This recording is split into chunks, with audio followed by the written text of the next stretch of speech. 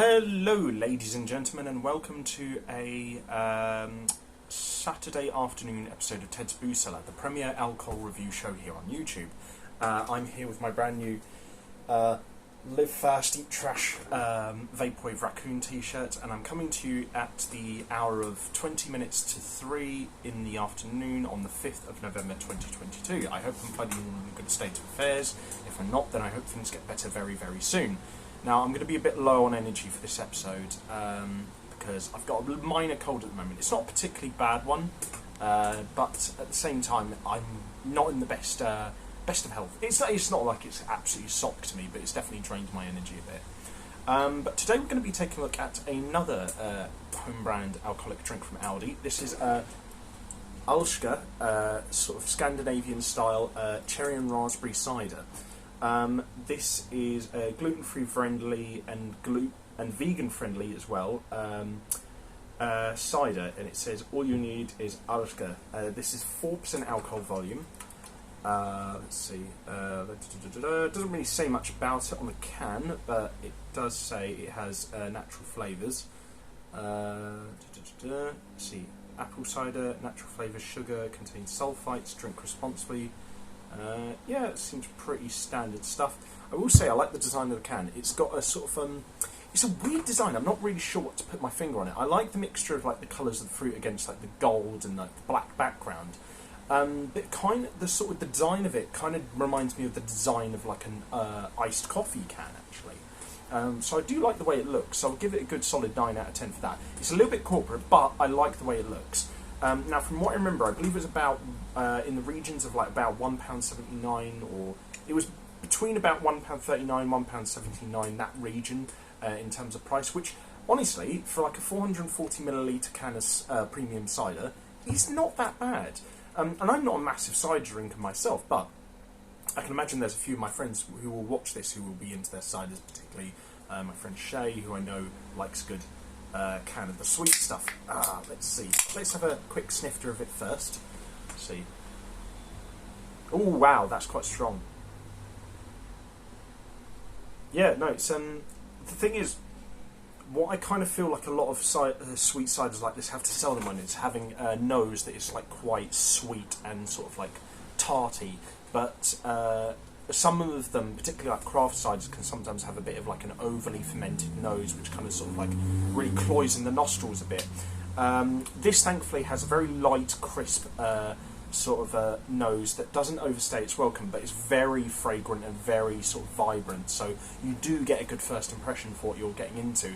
It's very light, feels quite summery, but also using a lot of like forest berry kind of flavours that are pretty good for this time of year around autumn and winter. So yeah, very good nose there. I think I'll give it a 8.25 out of 10 for the nose there. Anyway, have ourselves a quick palate cleanser of water before we taste it.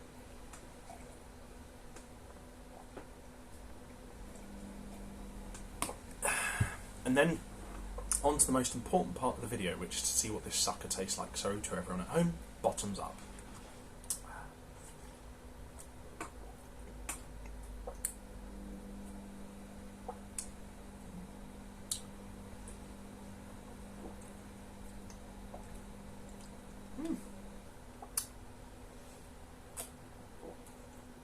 It kind of tastes like, what if Ribena made a cherry and raspberry mixed flavour and then added a bit of fizz into it? I don't know what it is. The way I would describe it is it tastes kind of like a mild and less overly sweet version of like a bit mixed berry Ribena combined with the texture of like a fizzy Rubicon. And then obviously with this like sort of slightly fermented alcoholic aftertaste that sort of like kind of brings that sort of summer and forest berry flavour all together. It's actually very well balanced. It's not too overly sweet. I can imagine some people not liking this because of how sweet it is, but generally speaking, I think it kind of strikes that balance quite neatly. Overall, yeah, I think this is actually one of the better like mass-produced sweet ciders that I've had in the past. For the value for money it is, and for the size of the can, I think you could definitely do a hell of a lot worse. Generally, overall, it's not blowing my mind, but it is a lot better than what I thought it was going to be. I thought this was going to be in the regions of like a 4 to 6 out of 10, but It is just slightly above that. I'm not a massive cider drinker, so I don't massively rate a lot of ciders outside of like those nice French Normandy ciders, or like those nice, like really cloudy, flat Somerset kind of ones. But it is generally pretty good. Yeah, not my usual go-to for a cider, but it's refreshing. It's not got quite as sort of like a refined sweetness like a French Normandy cider, and it's not got the same like sort of tart crispness and like refreshing texture that like an Aspall's does. But I will say that compared to some other like Scandinavian style fruit ciders, it is probably right up there as one of my favourites. I probably prefer this over a Corderlig and Copperberg, if I'm going to be honest. So I'll give it a solid, say, 7 out of 10. It is above average. It's just not blowing my mind, but it meets that mark of being a 7 out of 10 really, really solidly, and I think it deserves its rating very, very respectfully, and respectably indeed. So yeah, give this a shot.